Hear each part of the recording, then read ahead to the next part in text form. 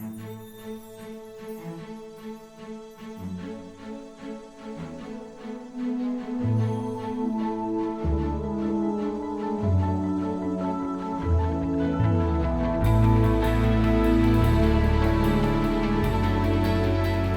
also want to acknowledge our university and community supporters, the University of Iowa's international programs and the University of Iowa's honors program. They contribute vital time, talent, and logistics to this organization. I also want to thank the Stanley UI Foundation Support Organization for their crucial financial support, and today's special sponsors, the International Writing Program and Adam and Bridget Ingersoll. At this time, I want to introduce Hugh Ferrer, who will be introducing Priya Dala. Thank you.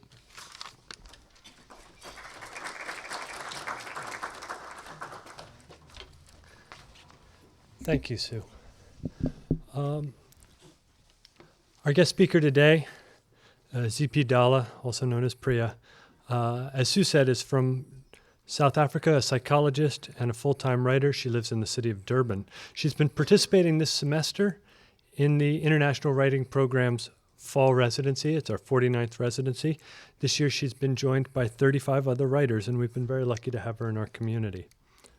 Her debut novel, What About Meera, published in 2015 by Penguin Random House, South Africa, was extremely well received, and this is going to help those of you who have been working on your trivia cards. It won the inaugural Minara Literary Award for Writers of KwaZulu-Natal, was longlisted for the Sunday Times Literary Awards, and was also longlisted for the Etisalat Prize. This is a marvelous Pan-African prize that celebrates debut writing and promotes publishing across the continent. What About Meera would go on to be named one of the top 10 African novels of 2015 by AfroDiaspora.com. At the same time, her stories and articles have appeared in various newspapers and magazines in South Africa, including the Natal Witness, Marie Claire, Elle Magazine, and online at the Daily Maverick. Internationally, her work has appeared in the Sentinel Literary Journal in Nigeria and the New York Times. As an investigative journalist, she contributed to the book Chatsworth, The Making of a South African Township, a volume studying the Indian township created in 1916 near Durban by apartheid planners who forcibly relocated 120,000 Indians into a modern racial ghetto.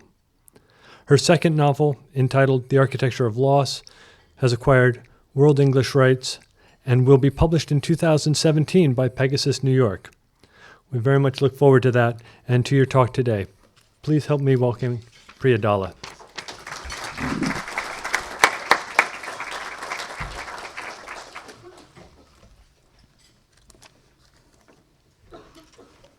Good day, everyone, and thank you so much for having me here at the ICFRC.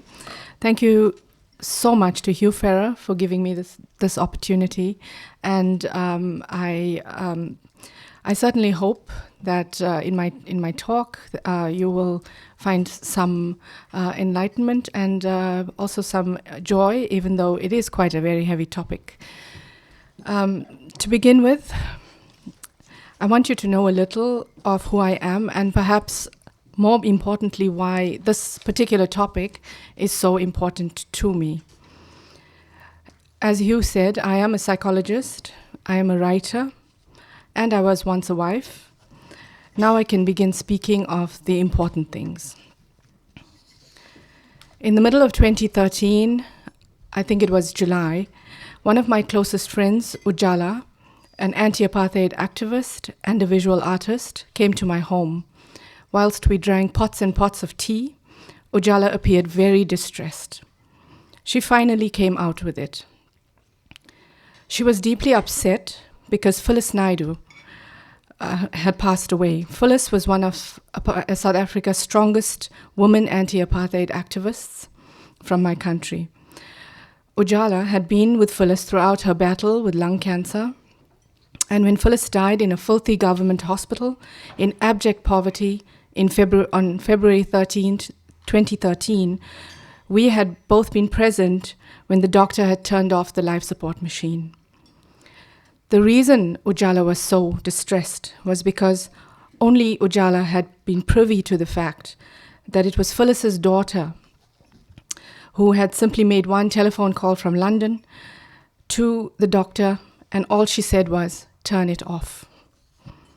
Phyllis Naidu, known to all us activists as our caring motherly figure, who provided comrades in hiding with food and medicines, had chosen to send this daughter away when the child was very young.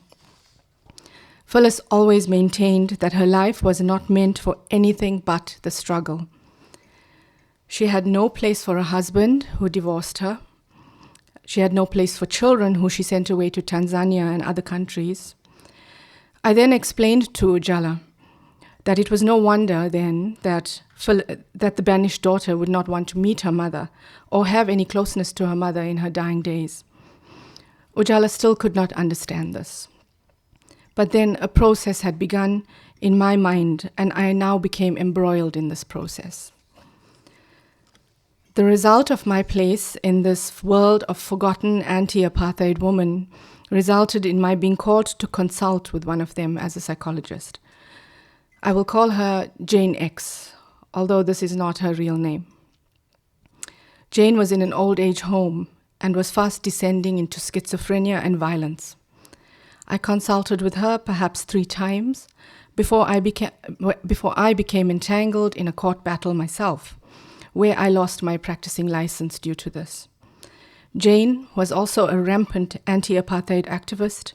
She had lost her marriage to the struggle, and she had endured much torture and loss. Even in the middle of my sessions with Jane, she would remain silent for a long time, but then launch into rants directed at her ex-husband. How did I find myself in this situation? I often asked myself, in all this time that I now had on my hands because I could no longer practice my profession.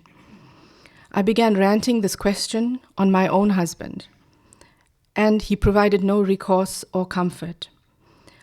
I went in it alone. I still probed and I dwelled on it. In the immersion, I suddenly became this conduit. I began collecting letters and documents and stories from lost women stuck in old age homes and low-income flats.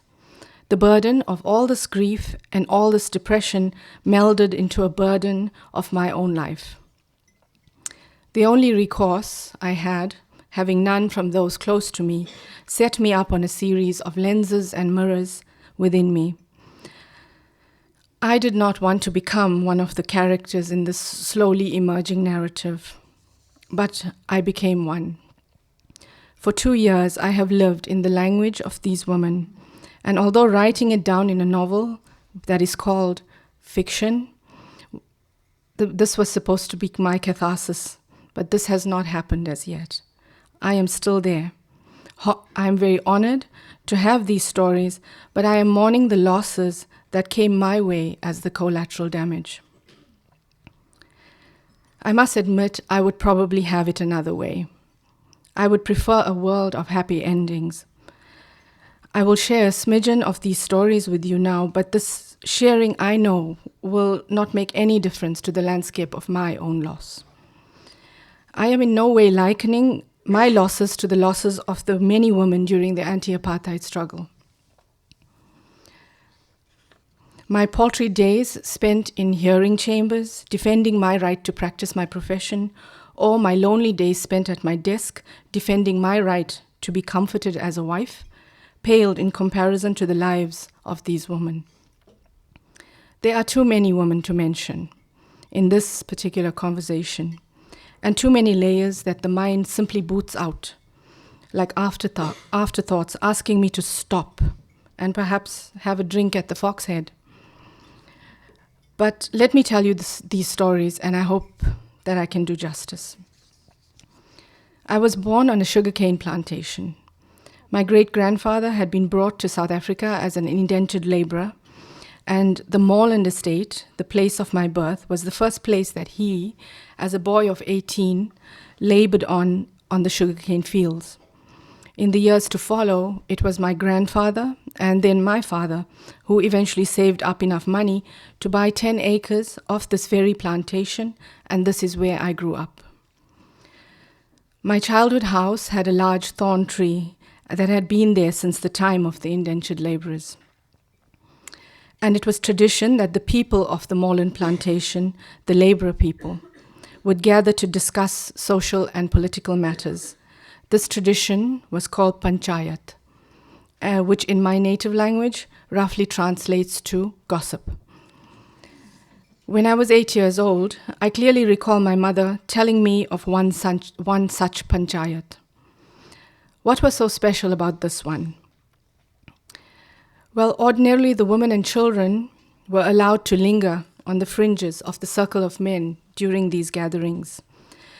The men who discussed important social matters with my grandfather, who was informally designated as the leader of this gathering. But on this particular day, the children, and most especially the women, were hushed away and told to remain indoors and not listen in on the discussion. My mother was, and still is, something of a rebel. And she stole away from the women hidden in the kitchen and went to stare at the thorn tree through a fine lace curtain that hung poorly in the front room of our house. This is how she tells it. All she remembers seeing was the gathering of men from my village, and there, towering above all of them, was a man she had never seen before. His stature struck her. His posture astounded her. But even though she could hear nothing of what he was saying, his animated hands waving wildly in the air is an image that will always remain with my mother. This man was Nelson Mandela. And many years later, when my mother told me this story, I lashed out angrily at my father for not allowing her to sit near the men and listen to what this important man had to say. I cannot say that it was ever explained to me why the women and children were hushed away. But my father told me this story. My father said that this tall man was running away from the white police. He said that this tall man had come to our village because of its remoteness, asking to be hidden away so that he could avoid arrest. My father hid his face from me when I, now an adult woman listening to the story, asked him why the women were instructed to stay indoors and not listen. I still don't know the answer to that question. He does not provide me the answer to that question, but I feel that in all my writings and in all my research, this is the one answer I am searching for. Nelson Mandela, then a dangerous fugitive with the death sentence of terrorism hanging over his head, was given a job at a petrol filling station in our village, where he hid his face behind a large cap, filling up petrol for the heavy tractors that carried burnt sugarcane to the sugar mill. My father also told me with deep embarrassment in his eyes that it was one of the men from my village who had been present at the panchayat gathering under the thorn tree, who had eventually informed the Apartheid special branch of the whereabouts of Nelson Mandela. Upon hearing that he had been found out, Mandela was given a vehicle, and as he was making his escape on a bridge an hour away from my hometown, he was apprehended by the police. He was charged with terrorism under the Terrorism Act No. 83 of 1967, and during the infamous Rivonia trial, he was sentenced to life imprisonment on May 27, 1963. He was sent to Robben Island with 2 other comrades. They are the founding fathers of the African National Congress. They were Ahmed Kathrada and Walter Sisulu. I did not grow up in a political environment. My father attempted at all times to place my siblings and I under a false sense of manicured security. But somehow, whilst in high school, I became involved in many protests, then peaceful, and attended as many rallies as I could duck out of the house to go to. When my father found pamphlets and literature, essays written by Steve Biko of the Black Consciousness Movement and Chris Hani of the South African Communist Party, hidden under fashion magazines in my bedroom, he ordered my mother to burn the papers. He was more terrified than livid with me. My mother burnt the papers behind the old washer tap. Seeing my fury, she knew that it would be some day that she would tell me the story of how she saw Nelson Mandela through a lace curtain, speaking animatedly under a thorn tree. She made sure she told me the story. We never spoke of this again. And even though I subversively attended many gatherings and gathered literature, I did all of this in secret, while pretending to learn how to drape the perfect sari. After he was released from prison on February 11th, 1990, it was a year or so later that Nelson Mandela visited my hometown of Tongaat. It was his choice that this will be one of the first places he will visit. This time he did not have to speak under a thorn tree. This time he was given a red-carpeted event at our town hall. My mother insisted on going to this event. She took me along. I was 17 years old. She knew what she had burned behind the old washer tap, and she did not want to hide herself or her daughter behind the silence of lace curtains and closed windows any longer. The looming threat of being a girl who was pushing herself into active political awareness instead of preparing for a marriage I did not want no longer bothered the elder men of my family. The marriage was a given anyway, but in my mother's final act of rebellion and freeing her daughter, she took me to this event. I saw Nelson Mandela for the first time that evening. He was beautiful, one of the most handsome men I have ever seen. He was a man in his early 70s, and to a girl of 17, he was still beautiful. But somehow, when I remember that evening, I don't remember him as much as I remember my mother. She had dressed resplendently, as if she would be given an audience with him. Her eyes shone brighter than I'd ever remembered it. Whilst he spoke on stage, she looked and looked at him. And when he invited the 90-year-old mother of the man who had housed him at the petrol station onto the stage and enveloped her tiny sari-clad body in a bear hug, my mother could not contain her tears. Neither could I. Neither could anyone. When he was leaving the hall, many bodies blocked us from trying to reach him. But my mother swears to this day that she did indeed touch his blue shirt sleeve. I believe her. And because I believe the fairy tale that my mother touched his sleeve, I believe in the absolute seduction of Winnie Mandela. If just seeing him could make a 17-year-old girl cry and a 45-year-old woman behave like a 17-year-old girl, Winnie Madikizela didn't stand a chance. I am not here to speak about Nelson Mandela. Much has been said about him and about the Brotherhood of the African National Congress in articles and books. I want to talk about the silent sisterhood of the struggle against apartheid in South Africa. I agree that much has also been written about the women of the struggle as well, but much has also not been written. Much has not been said.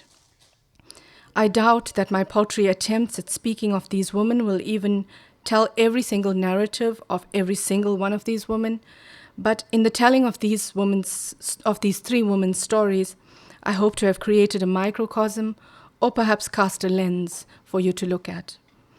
I spoke of Phyllis, I spoke of Jane X, my patient, now I will speak of Mama Winnie.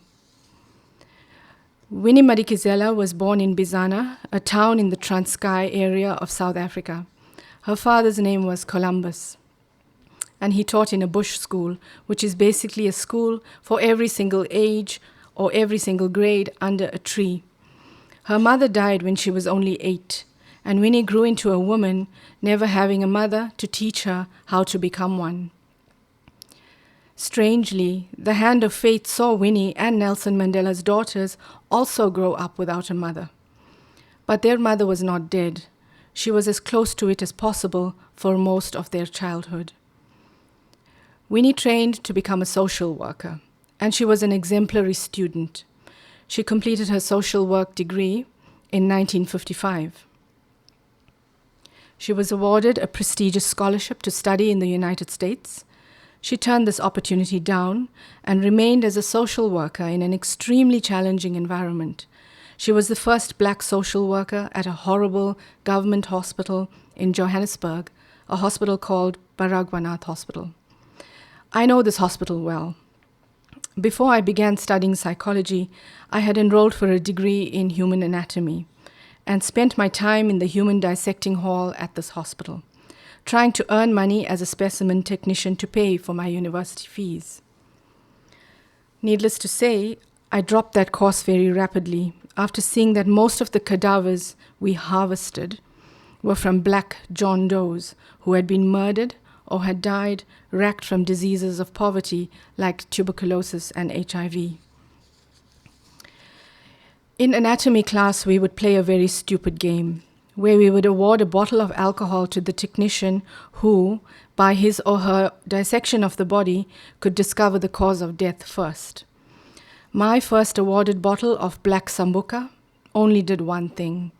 It took away the stench from my throat. It was an easy win for me. My cadaver, a black man in his early 20s, had died from a bullet wound to the head. But I digress. Winnie Madikizela was not politically inclined. As a young woman, and a very beautiful one at that, she admits to spending more time looking at fashion than at politics. But while conducting her research dissertation, she began to look deeply into infant mortality rates amongst people of color. She realized to her horror that for every 1,000 live births, there were 10 infant deaths. She began digging deeper and deeper into this, and on finding herself in controversial waters with the apartheid system, she stopped her research with the threat of losing her license. As I said before, when Winnie Madikizela, a shy yet astoundingly lovely social worker, met Nelson, a charming lawyer, neither of them stood a chance. It is often said that there was no force on heaven or earth that could separate them once they laid eyes on each other on a street one day. But it played out that neither heaven or earth were necessary. It was hell that separated them. In keeping to the facts, and not romanticizing, it follows that Nelson Mandela married Winnie Madikizela on 19th of June, 1958.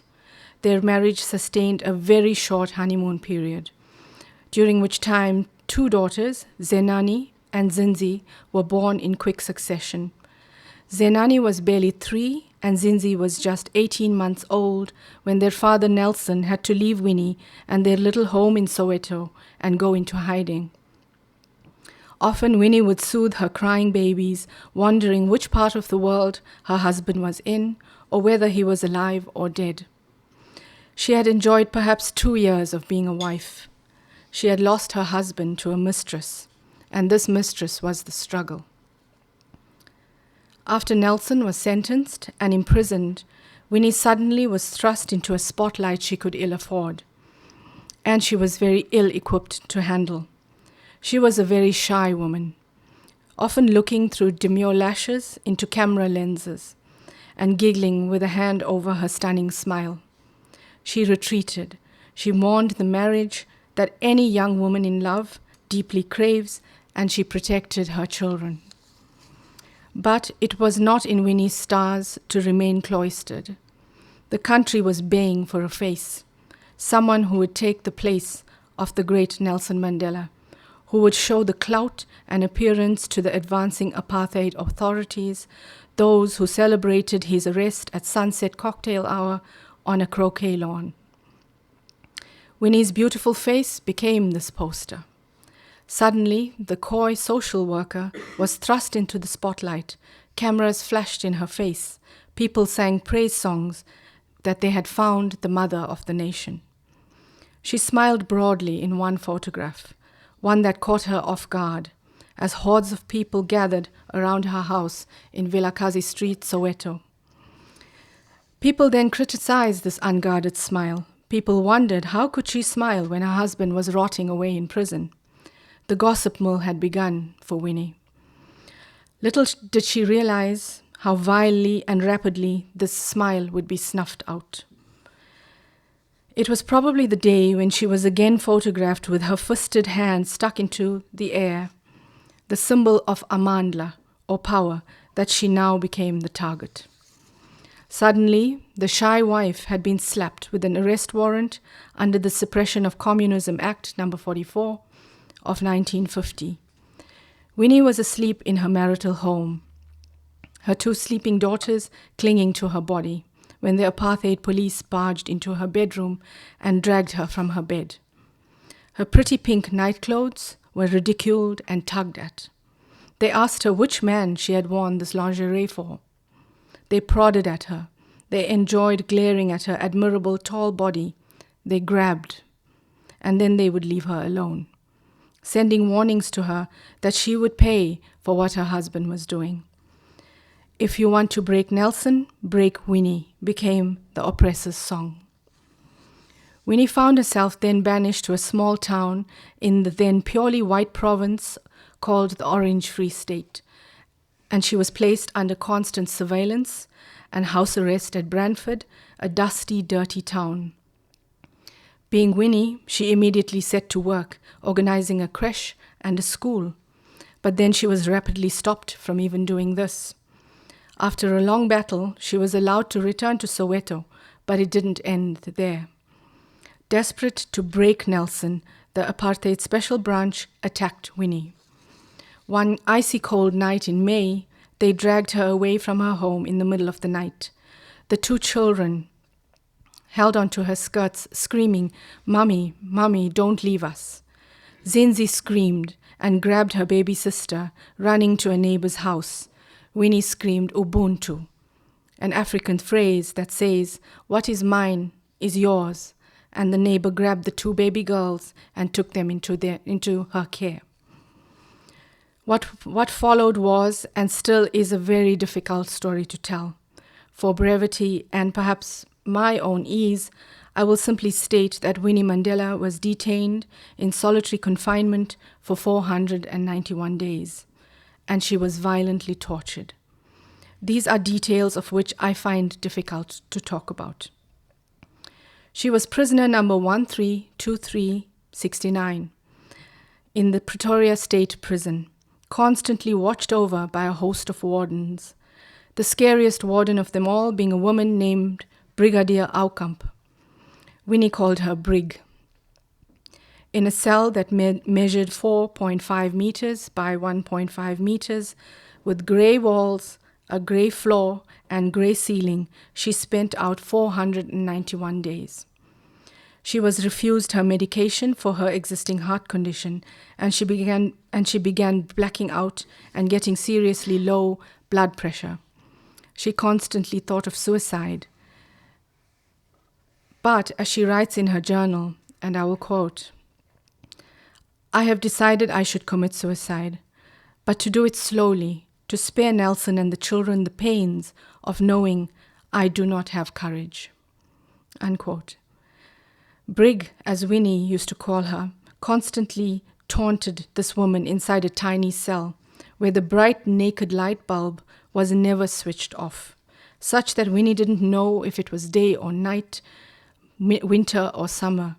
Brig would tell Winnie how well Nelson was doing, how he was putting on weight and looking handsome. This taunted Winnie. Winnie speaks of how she saw, scrawled onto the walls, "Joyce was here, Nondwe was here, Shanti was here," and then she scrawled, "Winnie was here." These were all sister fighters, her comrades, who had been in that miserable coffin before her. Their names gave her courage. Of course, before anything, I have to mention that Winnie Mandela, who radiantly celebrated her 80th birthday party in early October this year, still carries much shadow and controversy in my country and throughout the world. She had come out of prison an angry woman, a changed woman. But stay with me, I will speak to you of this soon. Yes, she came out in rage. She went wildly against the slow and peaceful advance of Nelson's African National Congress.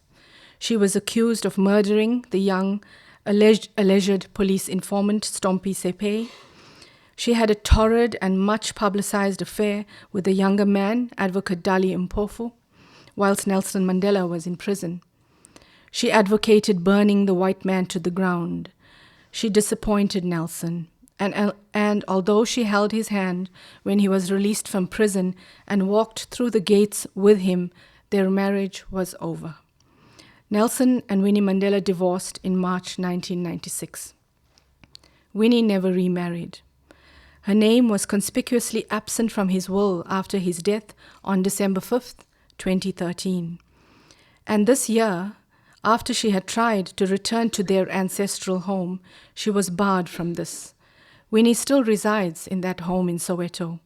She has become an alcoholic, lashing out with cuss words in national newspapers that the African National Congress is wrapping themselves in silk sheets.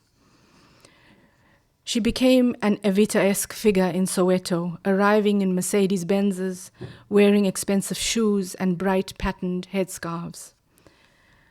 She took her young lover to trips on the Concorde to Paris. She shouted and she howled and she raged. She was openly compared to the other wives of the struggle, the silent, graceful ones, like Albertina Sisulu, who had borne their torture and marital separation with poise. Whilst they were graceful, Winnie was wild. But 40 years after she was released from prison, a package arrived from London at Winnie's door, with an English lawyer she barely knew. This package was a stack of documents Winnie had forgotten existed. This was her journal of when she was in prison, the one she kept and one she had forgotten about, once she had been allowed paper and pen. She was 75 years old then, and the memories and the horror returned to the somewhat false peace that this woman's soul had finally found. She couldn't look at those documents. She could not bear to touch them. But suddenly her granddaughter died in a car accident, and a torrent was unleashed.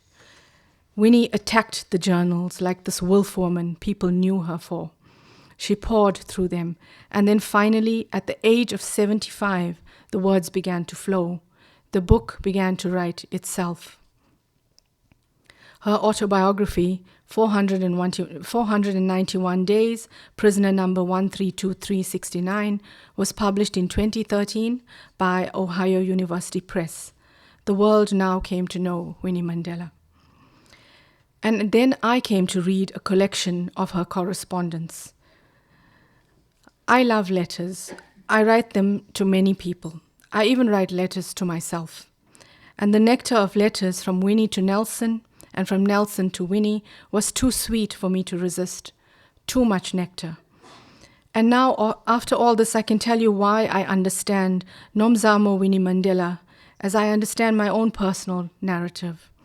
Reflection and drawing intersecting lines has been my blessing and my curse. I begin with citing a letter that Nelson wrote to Winnie on the day she was released from her months in solitary confinement and later from imprisonment itself, although it must be noted that although she was released, she remained under constant state watch throughout most of her life.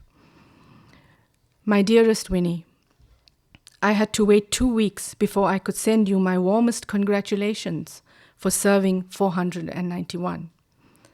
And still emerge the lively girl you are, in high spirits, from your beloved Nelson, October 1st, 1976. In her response to him, Winnie writes, "My darling, in a way, during the past 2 years, I have felt closer to you. Eating what you are eating and sleeping on what you sleep gave me the satisfaction of being with you." October 26th, 1970. I will now read a few excerpts of the letters between Nelson and Winnie in their apparent chronology, because one must remember that letters were often written but often remained with the special branch, screened, many words blacked out with thick ink, and they were often returned to sender. If they did reach the hungry recipient, it was always a hodgepodge of dates, a pastiche made even more confusing with the confusion of whether it was day or night, winter or summer, birthday or death day. Dear Winnie, most people don't realize that your physical presence would have meant nothing to me if the ideals for which you have dedicated your life have not been realized. Nothing can be as valuable as being part of a parcel of the formation of history of a country. Devotedly, Dalibunga. Dalibunga is a term that Nelson Mandela was referred to after he underwent initiation ceremony to become a man when he was 13 years old. He always signed his letters to Winnie, Dalibunga. She replies, "My darling Nelson, I have learned from you. How I laughed when I recalled that medical student, you know. Remember the horrible green car? It refused to start. Remember the funny story of the evangelists? Love, Winnie, November 11th, 1969.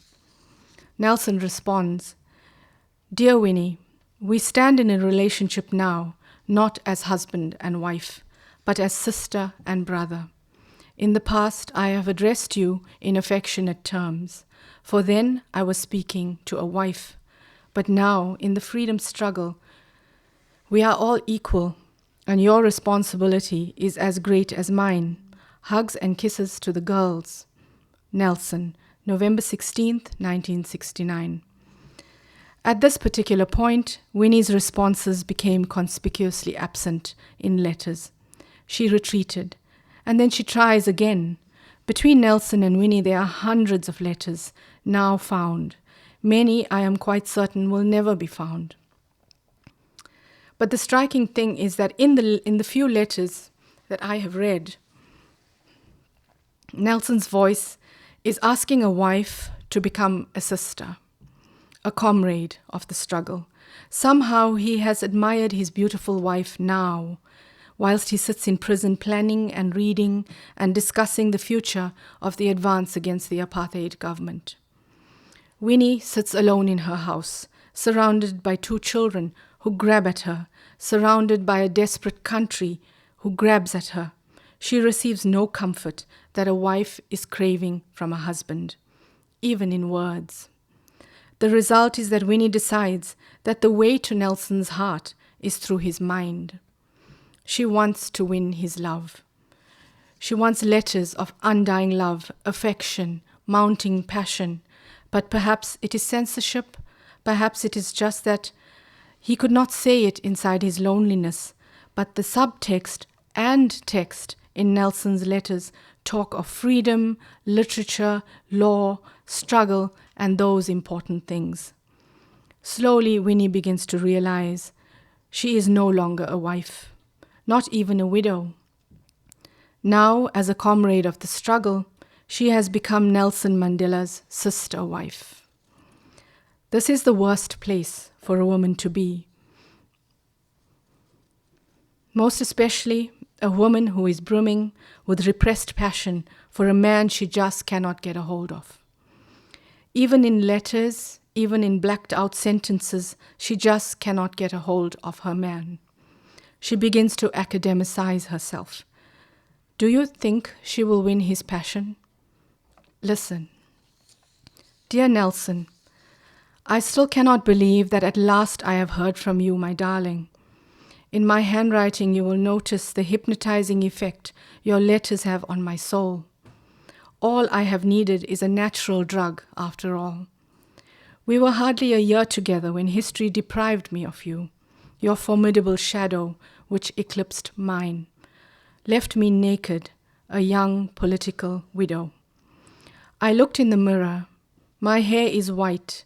There are bags under my eyes. At age 36. When I visited you at the fort, do you remember you said, "This is not the beauty I married. You have become ugly." Then you sent me a magazine on the reigning beauties of the world, the women and the power behind politically successful men. Nelson, I was furious. I had taken such a lot of trouble to look nice for you that day. Winnie Mandela, October 26th, 1970.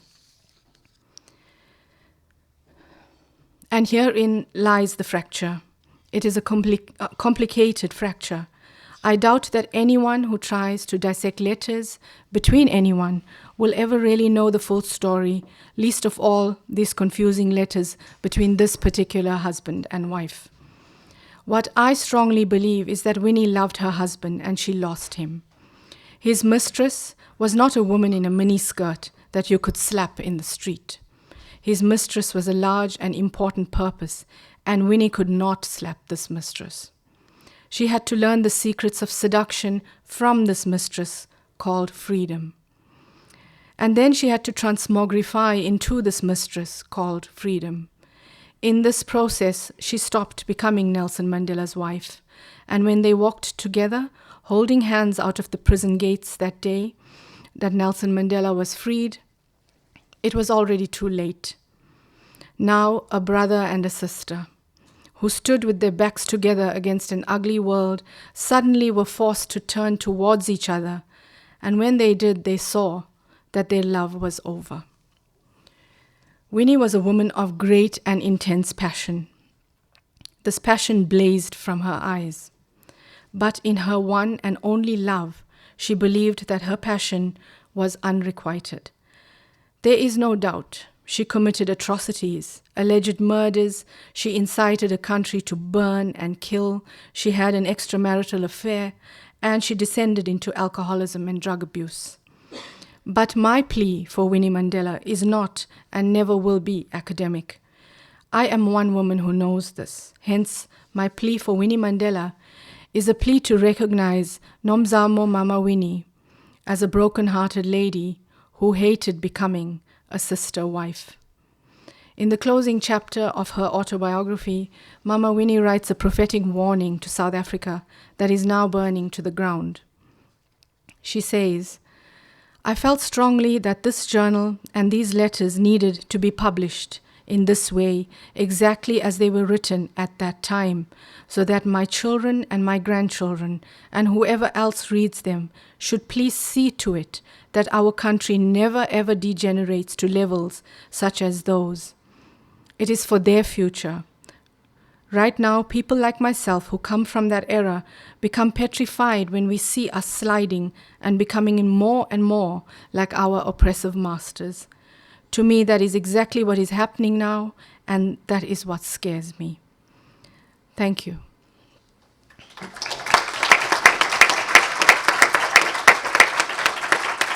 Right, the first question we have is, do you agree with Winnie's diagnosis of her country descending into the same patterns as its previous oppressors? Yes, please.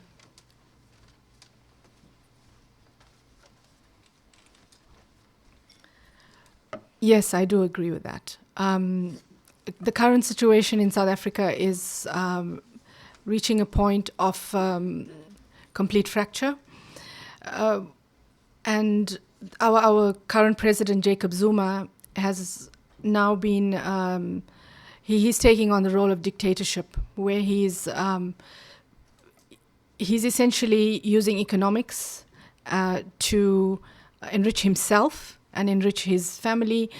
He is building large homesteads and farms for himself. He's basically raping the entire treasury of our country. So the people that were disenfranchised during the times of apartheid are still the same people. They are still the same people that are losing everything.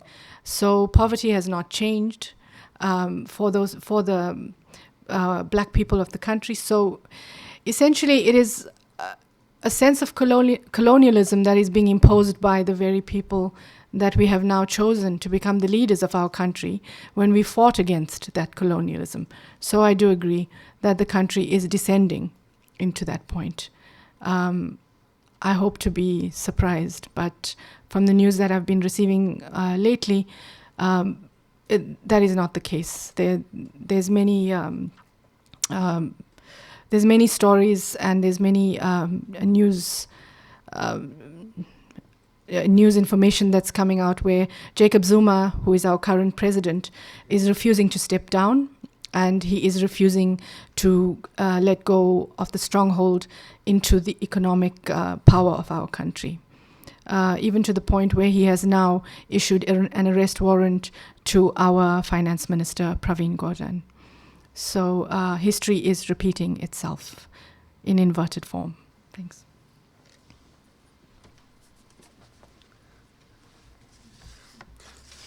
Oh, don't get comfortable. All right. One of the audience members writes, "It's my sense that the Western press has demonized Winnie Mandela," and I think you went into this a little bit. Do you feel that this demonization originated in South Africa or in the West?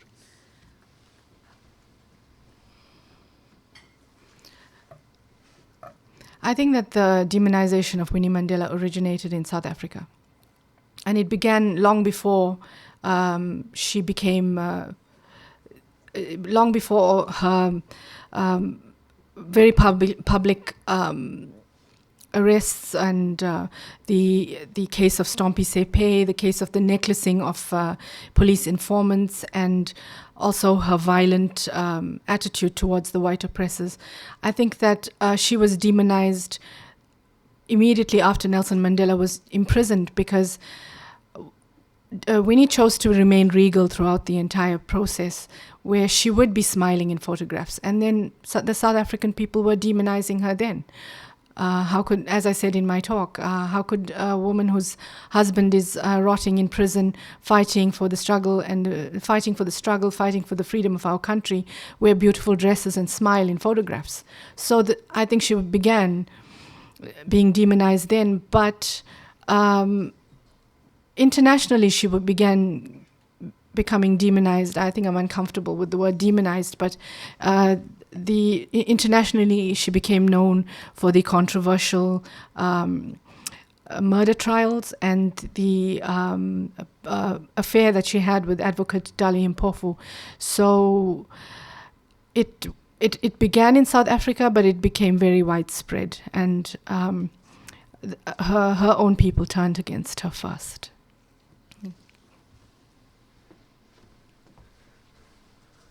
We have a question here about the link between identity and nationalism, as the links between, and I'm assuming it means, I'm not 100% sure whether it means the individual identity and how the individual identity is wrapped up with the nation's identity, but how that plays out in the separate cases of Nelson Mandela and his quote-unquote wife. That's a good question.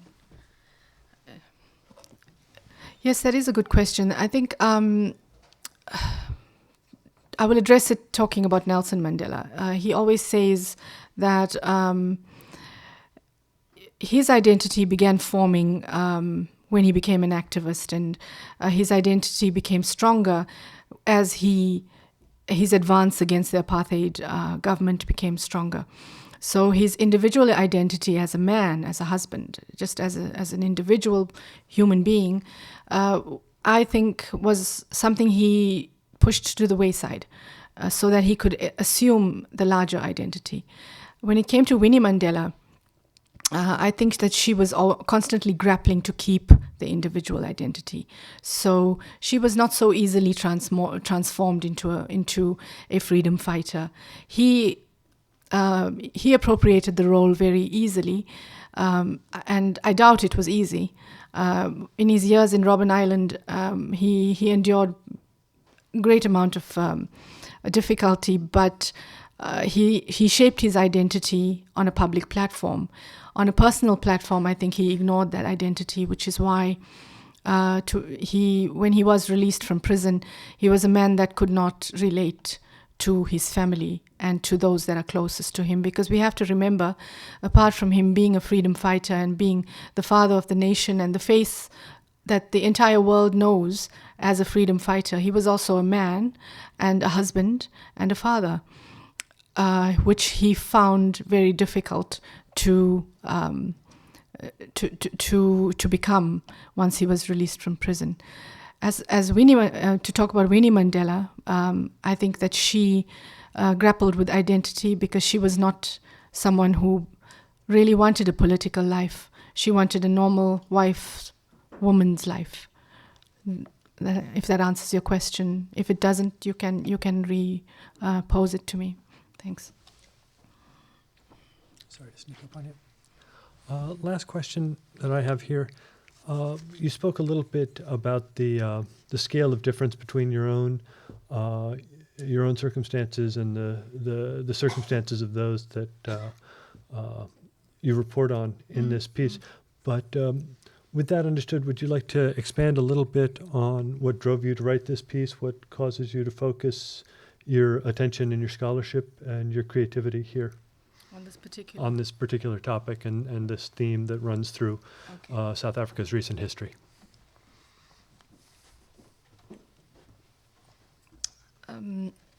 Excuse me. I think, as I said, I did not.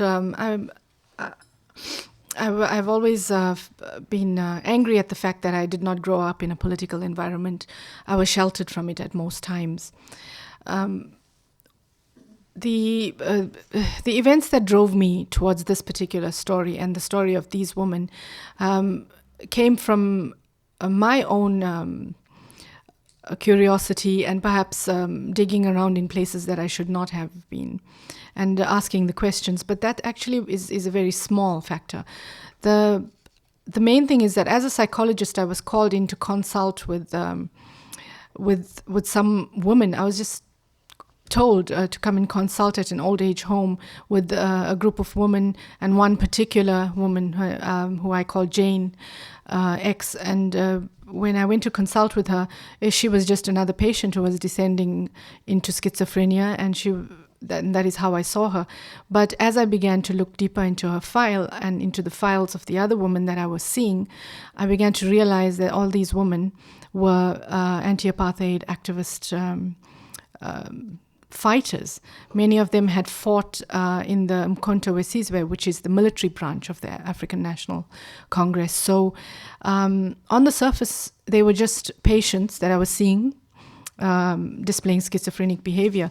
But when I began to delve into why and delve into their histories, that's when I began to realize the political undercurrent that brought on the behavior that they were displaying. And I felt, and this was my own personal decision, to pursue these stories and to pursue asking these questions instead of allowing these women to just be forgotten in the old age home. The result of which is that I was taken off the cases and subjected to hearings, and I have now lost my practicing license. So to answer your question, it was a progression from my career as a psychologist that drove me into writing this particular narrative. Thank you. And with that, we're going to conclude our program. On behalf of the Iowa City Foreign Relations Council, let's give a big thank you to Priya Dala.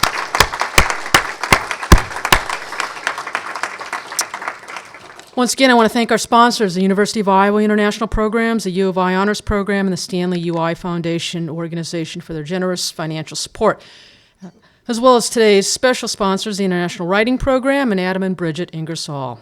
Again, thanks to City Channel 4 for making our programs available to so many audiences.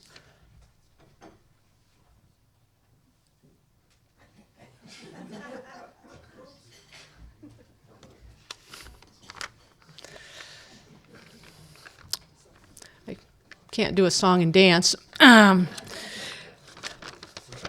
But we have a gift that we're going to give to Priya as soon as it appears here.